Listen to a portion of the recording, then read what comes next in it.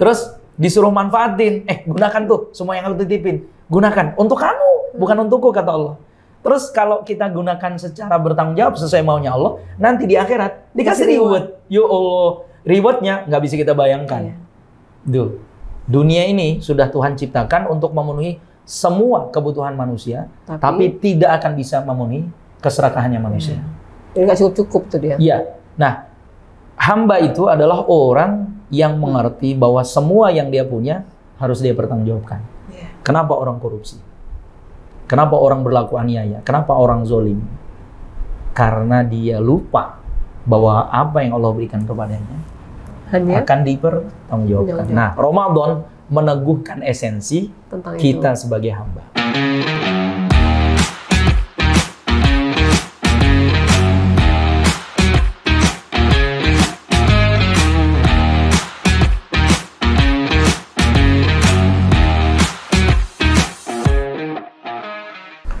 Assalamualaikum warahmatullahi wabarakatuh. Waalaikumsalam warahmatullahi wabarakatuh. Tapi pun, iya pun. Pemirsa, kita berjumpa dalam Rilis Corner dalam suasana Ramadan. Sebenarnya saya mau mengundang beliau ini sebelum puasa, tapi ternyata beliau waktunya bisanya hari ini, maka kita hari ini baru bisa ngobrol tentang tema yang diambil adalah tentang Ramadan dan oase kemanusiaan. Assalamualaikum Pak Ustadz. Waalaikumsalam warahmatullahi wabarakatuh. Sehat ya Pak Ustadz? Sehat. Sudah 3 tahun berturut-turut loh beliau mengisi Ramadan di Rilis ID. Beliau adalah Ustadz Muhammad Ibrahim Agustian SIP. Beliau pengasuh Pondok Pesantren Al-Fatah Banjarbaru. Banjarratu. Oh, Banjarratu Wai Pengubuan, Kabupaten Lampung Tengah. Alumni Visip Unila loh. Oh iya, dulu juga pernah jadi jurnalis juga sebenarnya. Iya benar. Ada berapa jumlah santrinya Pak Ustadz? Sekarang yang mukim di pondok, mukim itu yang full tinggal di pondok ada 34. Terus yang ngalong, yang pulang balik ke rumah ada sekitar 72 anak. Oh banyak ya? Dari sekitar kampung ya. Terus mereka tuh kalau yang ngalong itu pulang sekolah baru ke sana atau gimana tuh? Iya, biasanya mereka kan kalau ngalong tuh biasanya semua sekolah umum. Pulang sekolah jam 4 atau jam 5 mereka ke pondok. Kalau yang sekolahnya SD jam 3 mereka sudah ke pondok. Oh, gitu. Kalau yang SMP, SMA sampai sore? Ada yang cuma sampai maghrib, ada yang sampai jam 9 malam. Kalau ustadznya ada berapa orang? Ustadznya yang ustadz 5 orang, yang ustazah 5 orang juga sih. Jadi tenaga pengajar semua 10. Dan semua ustadz dan ustazah itu tinggal di situ? Oh iya dong, di pondok. Iya. Kapan-kapan kita podcast dari situ kayaknya seru juga ya. Harus. Nanti ada hiburannya kan. Rel kereta api dilewati babakan tinggi rel kereta api ya? Iya. Nggak apa-apa. Okay. Terus gini Pak Ustadz, ini tema kita adalah tentang Ramadan dan oase kemanusiaan. Iya. Sepertinya mungkin ada makna atau aspek Ramadan lain yang selain kita berpuasa, memang menjalankan tugas dari Allah gitu. Itu gimana Pak Ustadz? Iya, Ramadan tuh selalu istimewa. Dan tidak pernah ada Ramadan tuh yang sama. Yang keadaan dan kesannya serupa, pasti berbeda. Dan tahun ini juga istimewa. Apa tuh istimewa? Karena di tengah hingar-bingarnya macam-macam cobaan ya sama negeri kita. Tapi saya belum akan ke situ. Saya akan mulai dari secara etimologi dulu ya. Puasa itu di dalam bahasa Arab atau dalam Al-Quran sering disebut dengan 2 kata. Satu saum, satu siyam. Nah, kalau saum ini artinya menahan, ya puasa, tapi konteksnya menahan. Menahan diri dari perkara yang dilarang Allah dalam konteks yang lebih umum. Tidak hanya menahan diri dari makan dan minum. Iya. Kalau saum, jadi saum ini dia lebih umum maknanya. Kalau yang terkait dengan puasa Ramadan itu secara spesifik di dalam fikih, di dalam syariat, dalam Al-Quran digunakan kata siyam. Misalnya Al-Baqarah 183, ya ayyuhalladzina amanu kutiba alaikumus siyam, tidak kutiba alaikumus shaum. Siyam. Dan kata siyam disebut 7 kali di dalam Al-Quran. Terkait dengan puasa khusus di bulan Ramadan. Jadi puasa wajib kita itu digunakan terminologinya, wordingnya dilakukan dengan siyam. Siyam itu menahan diri dari makan dan minum, berhubungan suami istri, dan perkara-perkara yang dilarang dari terbit fajar sampai maghrib di bulan Ramadan. Kalau saum ini berlaku sepanjang zaman, sepanjang umur, atas semua perkara. Misal? Kalau manusia ini saum sebenarnya nggak perlu korupsi. Kalau dia saum nggak perlu, barusan tadi ini istilahnya berubah, bukan oplos tapi blending. Blending ya. Kalau bahasa orang kampung blending sama ngoplos apa bedanya? Kan nge-blending itu nyampurin. Jadi kalau saum ini digunakan oleh seluruh aparatur negara, bahkan seluruh manusia akan ada harmoni.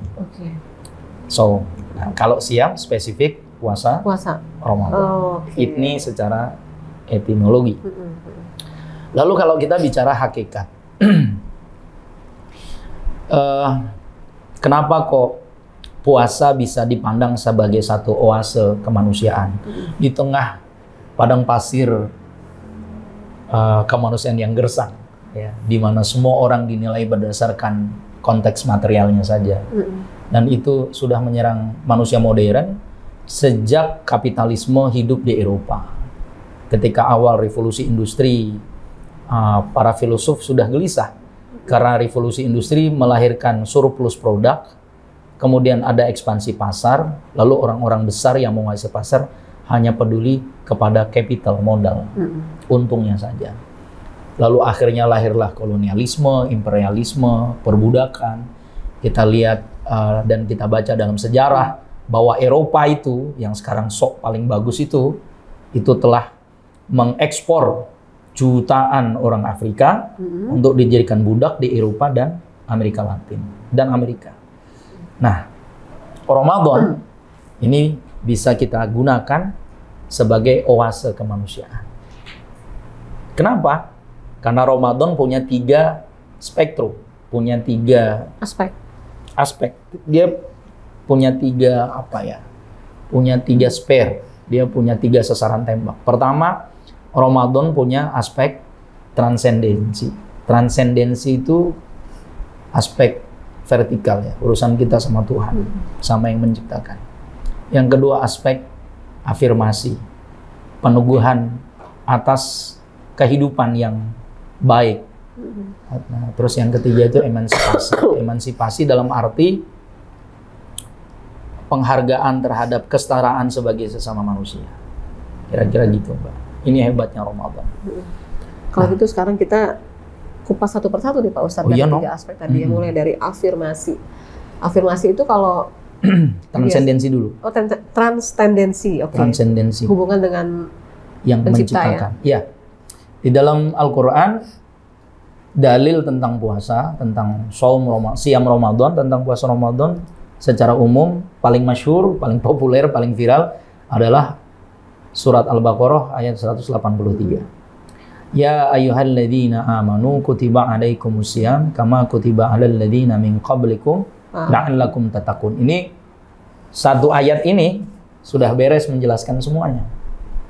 Yang dipanggil siapa? Orang-orang yang beriman. Siapa orang beriman? Orang yang merasa punya hubungan dengan Allah, Sang Pencipta, dengan Allah Subhanahu wa taala.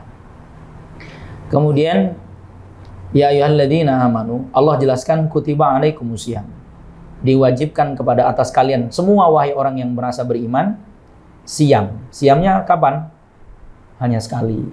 Setahun sekali. Bulan Ramadan.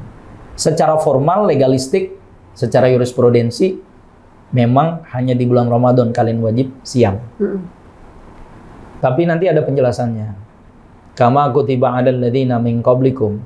Seolah-olah Allah memberikan satu preferensi. Dulu umat sebelum kamu aku suruh puasa juga. Bagaimana puasanya? Nanti kita bahas. Puasa orang sebelum kita. Lalu ada challenge dari Allah. Nah, ini hebatnya nih. Challenge dari Allah. Allah menawarkan satu kelas yang terbuka. Satu level yang ditawarkan kepada semua orang beriman. Boleh diambil oleh siapa saja yang beriman. Tidak ada diskriminasi. Kalau sekolah tuh nggak ada zoning. Ya.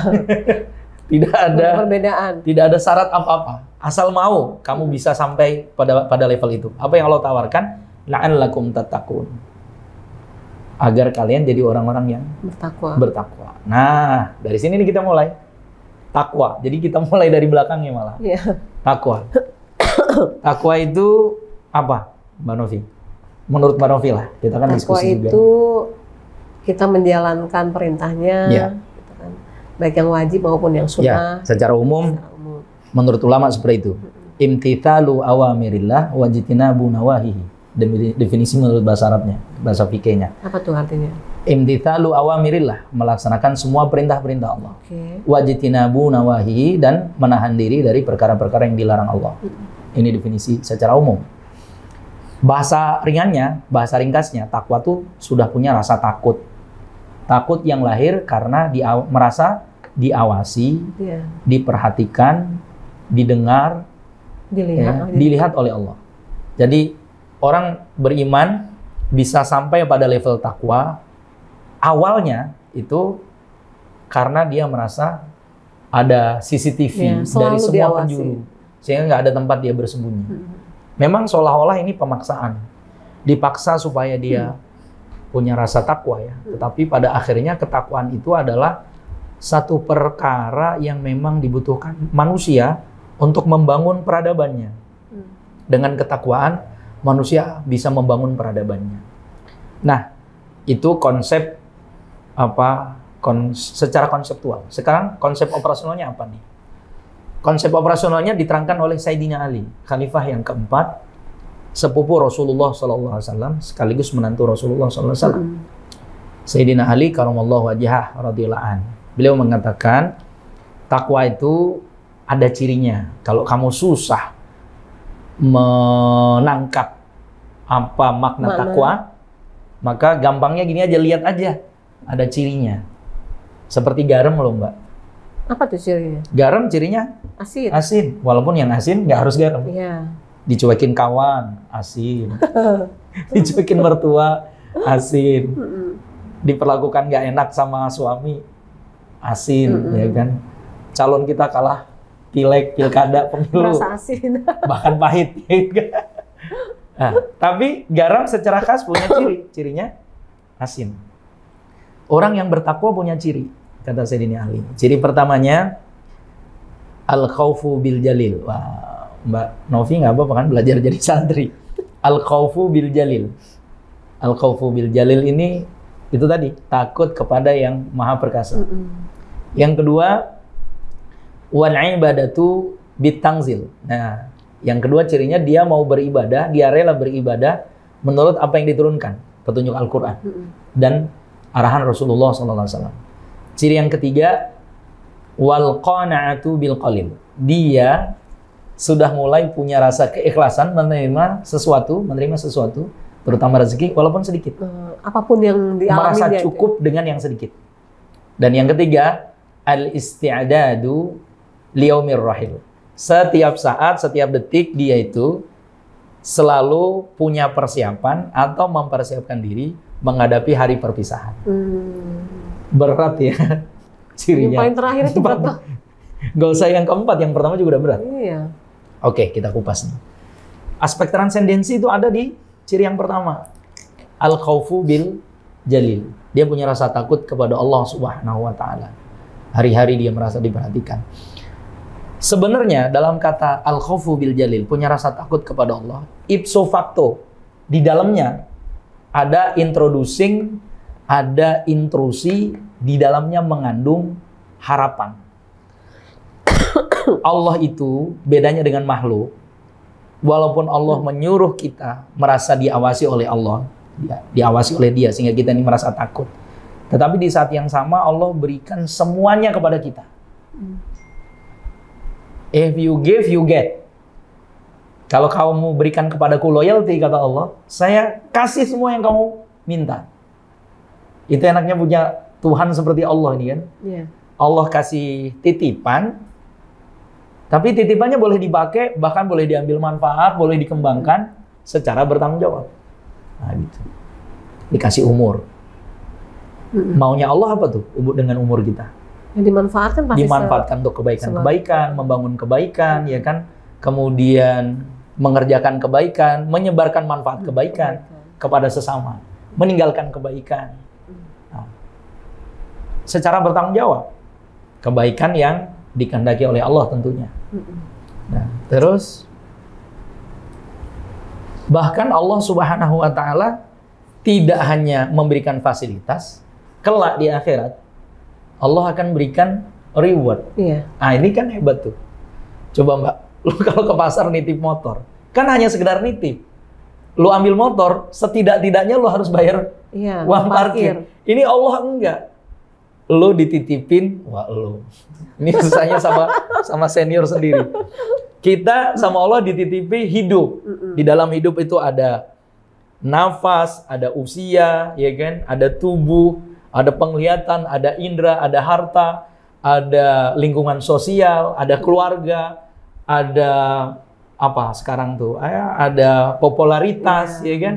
Ada privilege, ada komunitas, ada rasa, makan bakso enak, ketemu getuk ya enak juga, pergi ke Singapura ketemu pizza, anehnya kok enak juga gitu ya.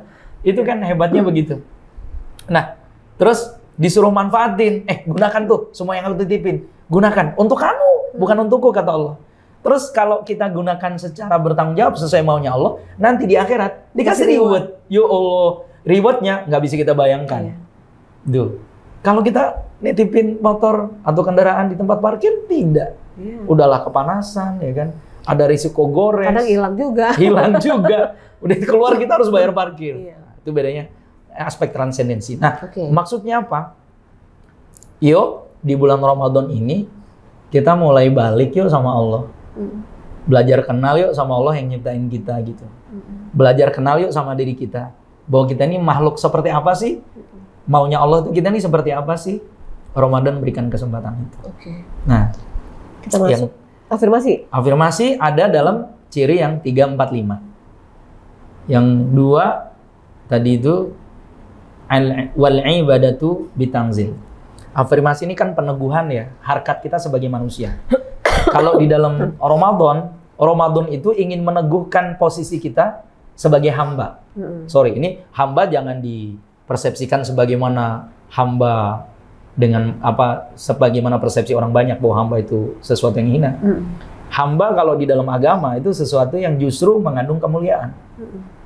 Jadi Ramadan itu mengandung peneguhan, afirmasi kita sebagai hambanya Allah.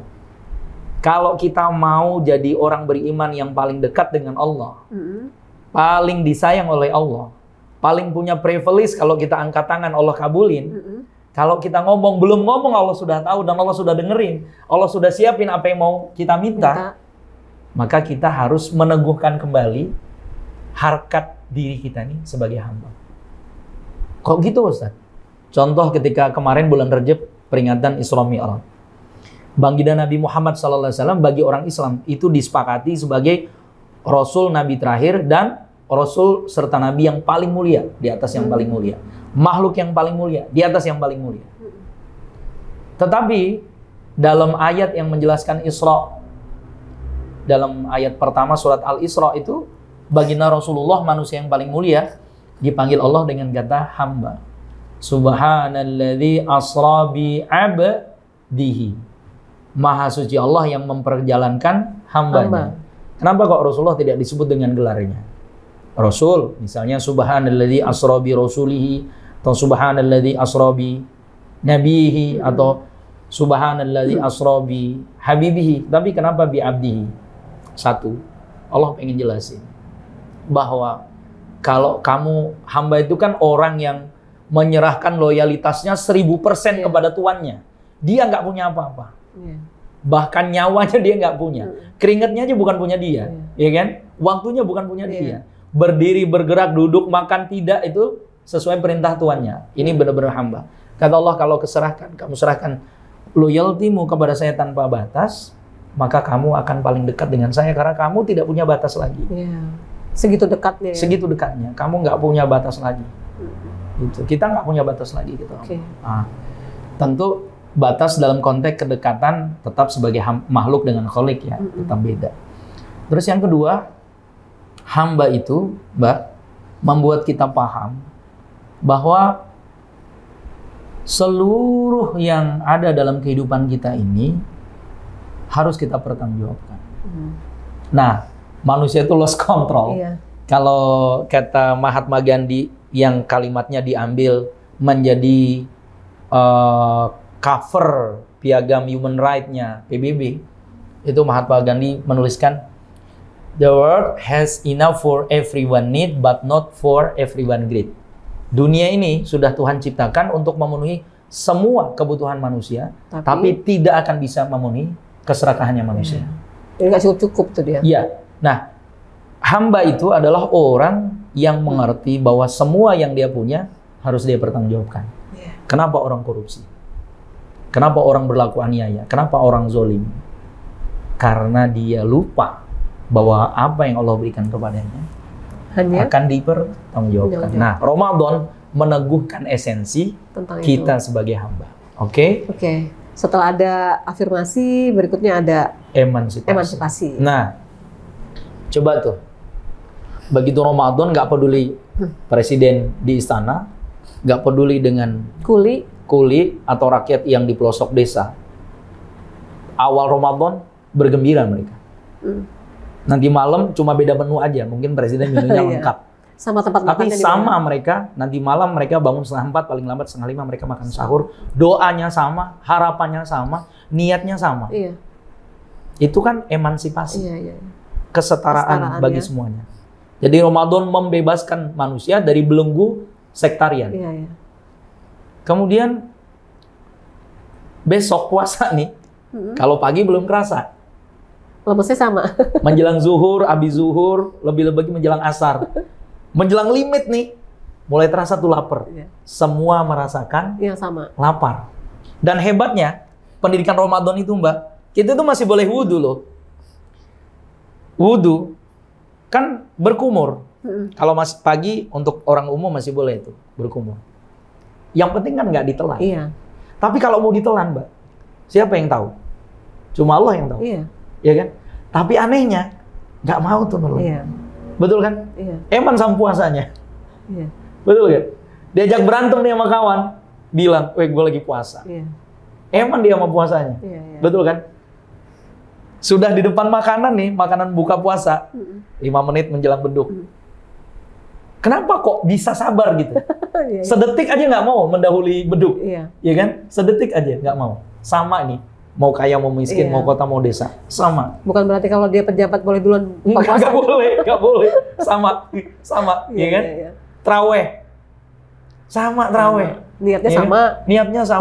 Bacanya sama. Tinggal jumlah. Kalau jumlah itu pilihan. Itu udah khilaf ya kan? Itu khilaf. Itu cuma teknis aja. Tapi semuanya traweh. Ya kan? Lalu doanya sama. Allahumma innaka afuwwun karim. Tuhibbul afwa fa'fu anna ya karim. Ya Allah, Engkau ini Tuhan yang sangat menyukai orang yang minta ampun. Maka kami mohon ampun. Masya Allah. Oke, Pak Ustadz. Kita udah bahas tadi ada 3 aspek tentang Ramadan. Tapi kalau kita kaitkan dengan judul kita, Ramadan dan Oase Kemanusiaan. Nah, itu konklusinya. Itu gimana Pak Ustadz? Teman-teman semua, pemimpin-pemimpin kami, para pemimpin bangsa, para cendekiawan bangsa, dan darah mudanya Garuda, para mahasiswa. Kita merenung sejenak yuk. Mungkin hati kita sekarang sedang diliputi oleh kegalauan sebagai bangsa. Hampir 80 tahun merdeka, tapi ternyata korupsinya semakin merajalela. Makin merajalela, ya kan? Cuman teman-teman semua, Allah Subhanahu wa taala itu Maha Sayang, Maha Kasih. Dia hadirkan Ramadan buat kita untuk berhenti sejenak. Lalu ayo kita berdiri di tempat yang sama, kemudian mengedarkan pandangan 360 derajat. Setelah itu berhenti melihat pada diri sendiri. Semuanya, termasuk siapa itu? Direktur Patraniaga yang sudah ditangkap kejaksaan. Ayo sekarang lihat pada dirimu sendiri. Pertanyaannya sama. Apa yang sudah engkau berikan? Ingat Mbak, tidak agama Islam, tidak agama yang lain, tidak suku, tidak bangsa. Sepertinya secara universal, manusia bersepakat. Nilainya manusia bukan diukur pada apa yang dia punya. Tapi apa yang dia berikan. Tapi apa yang dia berikan. Betul nggak? Iya. Nilainya manusia, kalaupun kita harus menilai manusia. Karena ada orang bilang, ngapain kita hidup berdasarkan penilaian manusia? Itu koma. Boleh kita hidup berdasarkan penilaian manusia. Kapan? Berdasarkan apa yang sudah kamu berikan kepada sesama. Hei negara, kamu tidak akan dinilai berdasarkan berapa banyak APBN kamu simpan.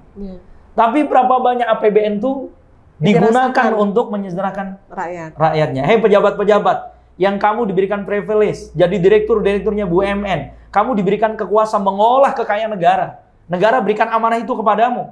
Sekarang tengok pada dirimu. Tidak usah kamu bangga pada berapa banyak. Walaupun ternyata kan tidak, semua BUMN rugi. PLN tidak punya kompetitor, bilang rugi. Iya kan, Pertamina tidak punya kompetitor, rugi. Semua BUMN tidak punya kompetitor, bilangnya rugi. Jadi udah nggak cocok juga nih sebenarnya. Tapi oke lah, di tengah kerugian yang menurutmu kerugian itu, kamu lihat apa yang sudah kamu berikan. Apa yang sudah kamu berikan? Termasuk para kuli, tukang beca. Walaupun kalau kuli sama tukang beca lebih mudah. Yang saya bisa berikan, saya berikan punggung saya. Jasa. Ya kan? Untuk mencari nafkah bagi anak istri saya, mampu saya sampai situ. Tukang beca saya berikan kursi becak saya untuk menolong sesama. Nah, harusnya ini bikin malu para penguasa di negeri ini. Dan saya berharap ada momentum yang baik sebenarnya yang kita bisa manfaatkan, komitmen baik Presiden Prabowo ini, ayo kita elaborasi, kita harmoni, kita gunakan untuk kebaikan-kebaikan bangsa. Sejelek-jelek manusia pasti ada kebaikannya. Iya. Sebaik-baik manusia tentu ada celahnya. Ada. Tapi justru di situ kita berusaha untuk menenggang perkara-perkara yang bisa kita abaikan, kita singkirkan, kita fokus pada kebaikan bangsa, dan inilah Ramadan. Iya. Sebenarnya Pak Ustadz, bulan Ramadan ini kalau bagi orang yang sangat menikmati maknanya, itu memang makanya kalau Ramadan itu berakhir banyak yang sedih gitu ya Pak Ustadz ya. Betul. Karena pahala ketika kita melakukan kebaikan di bulan Ramadan kan pahalanya berlipat ganda gitu kan. Contohnya ciri yang ketiga Mbak. Wal qanaatu bil qalil. Ramadan mengajarkan kita menerima dengan ikhlas sesuatu walaupun sedikit. Iya. Waktu siang nih lagi lapar-laparnya kayaknya semua isi pasar tuh, jajanan pasar pengen enak kita semua. makan. Terus seluruh air di samudra pengen kita reguk saking hausnya. Tapi gitu beduk. Sama aja 1 gelas juga cukup. Belum 1 gelas, seteguk awal. Kita sudah Nikmat alhamdulillah banget. selesai. Kemana tuh rasa haus? Kemana tuh rasa lapar? Jadi sebenarnya benar-benar nafsu greedy itulah yang merusak manusia. Iya. Tetapi sebaliknya, qanaahnya dia, merasa cukupnya dia, itulah yang mengangkat ke harkat manusia. Itu. Iya. Jadi sangat rugi lah kita nih kalau nggak memanfaatkan bulan Ramadan ini. Sangat rugi. Ya. Dan bukan berarti kita bicara seperti ini adalah orang yang sudah orang yang paling baik memanfaatkan Ramadan. Enggak. Kita punya kewajiban mengingatkan diri kita sendiri sama kawan-kawan semua. Terus kita sedang belajar menjadi baik. Iya. Belum ada orang yang baik. Kalau bagi santri yang paling baik itu Rasulullah. Yang lain baru belajar baik. Siapa yang baik? Yang mati dalam kebaikan. Ya, jadi simpelnya gini nggak Pak Ustadz? Kalau di bulan puasa, di bulan Ramadan ini, yang wajib memang kita sudah lakukan, tambah dengan sunnah-sunnahnya gitu Pak Ustadz ya? Sunnah itu kan sama. Sunnah itu untuk menguatkan perkara yang wajib. Jadi kalau yang wajib itu transendensinya, sunnah-sunnah itu afirmasinya. Lalu sedekahnya itu emansipasinya. Kamu puasa kan bukan untuk jadi makin sombong. Tujuan puasa itu kan supaya kamu tuh ngerasa bagaimana rasa orang nggak makan. Ngerasa bagaimana orang yang haus, ngerasa orang yang nggak punya. Kamu cuma suruh 14 jam aja. Ada orang yang 3 hari 3 malam. Sehari makan, seminggu nggak makan. Ada. Tapi ada yang jadi beda juga Pak Ustadz. Ada sebagian saudara-saudara kita yang ketika merasakan itu jadi pengen berbagi. Oh ya malah. Tapi ada yang nggak juga, yang nggak tergerak juga. Kalau itu kan sebenarnya berangkat dari level kualitasnya belajar. Kita juga perlu maklum juga kalau ada orang yang memang sama Allah diberi kemampuan beda-beda. Ada orang yang sudah diberikan kemampuan sampai ke level oke, saya pengen juga berbagi ke semuanya. Karena pada hakikatnya yang punya saya kan yang saya berikan. Gitu. Ada orang yang ya namanya barusan belajar puasa, Mbak. Syukur-syukur dia sudah mau puasa. Dan yang paling penting, satu nih paling penting, yang paling penting. Yang paling penting, karena ini memang bulan puasa, maka utamakanlah puasa. Semua pekerjaan, semua fokus, semua energi, itu terutama sekali untuk menjaga puasa. Karena ya bulan puasa, yang paling utama puasanya. Maka jangan sampai rusak puasanya. Puasa. Oke. Pak Ustadz, 1 menit terakhir, ada pesan apa untuk para pemirsa Rilis ID yang nonton kita? Pemirsa Rilis ID, mari kita jadikan Ramadan ini Ramadan paling indah, paling baik dalam hidup kita, dan terutama konteksnya bernegara. Ayo kita mengambil interupsi sebentar sama-sama. Interupsi, biasanya kan interupsi ini, tapi nunjuknya nggak ke sana dan ke sini. Nunjuknya nggak ke sana, nunjuknya ke sana dan ke sini. Sadar. Ini Allah lagi kasih kesempatan terbaik kepada siapa? Kepada kita. Ini kan kalau masing-masing ini sadar, negara ini selesai. Iya. Persoalannya kan ini pada nggak sadar, yang ini pada nggak sadar, sehingga terjadi ketidaksadaran kolektif. Jadikan Ramadan paling baik. Ayo kita ambil interupsi sebentar untuk berbenah. Dan Ramadan adalah rumah atau madrasah yang paling tepat untuk berbenah. Supaya kita kembali kepada harkat kita sebagai manusia dan hambanya Allah Subhanahu Wa Taala. Dan Ramadan ini adalah waktu yang tepat untuk kita menikmati seperti oase begitu kan ya. Kalau dulu saya punya bahasa rehumanisasi manusia. Ramadan ini memanusiakan kembali kemanusiaannya supaya dia tidak kehilangan kemanusiaannya. Yang di luar bulan puasa itu sering dirusak oleh ketidakmanusiaan. Dibenerinnya di bulan Ramadan ini. Ya, harapannya setelah Ramadan tetap jadi manusia. Jangan selesai Ramadan kembali menjadi buas. Amin. Itulah oase kemanusiaannya Ramadan. Terima kasih Pak Ustadz waktunya. Sama-sama. Kita dibatasi waktu. Mbak Novi. Senang bisa dikunjungi oleh Pak Alhamdulillah, Ustadz. sama juga saya. Senang juga bisa dapat ilmu baru pada hari ini. Mudah-mudahan ini bermanfaat untuk semua kita yang menyimak. Baik. Terima kasih Pak Ustadz. Dan pemirsa, demikian obrolan saya bersama Ustadz Muhammad Ibrahim Agustian SIP, pengasuh Pondok Pesantren Al-Fatah Banjaratu, Wai Pengebuan, Kabupaten Lampung Tengah. Semoga bermanfaat. Kita akan berjumpa lagi dalam episode berikutnya. Assalamualaikum warahmatullahi wabarakatuh. Sampai jumpa pemirsa.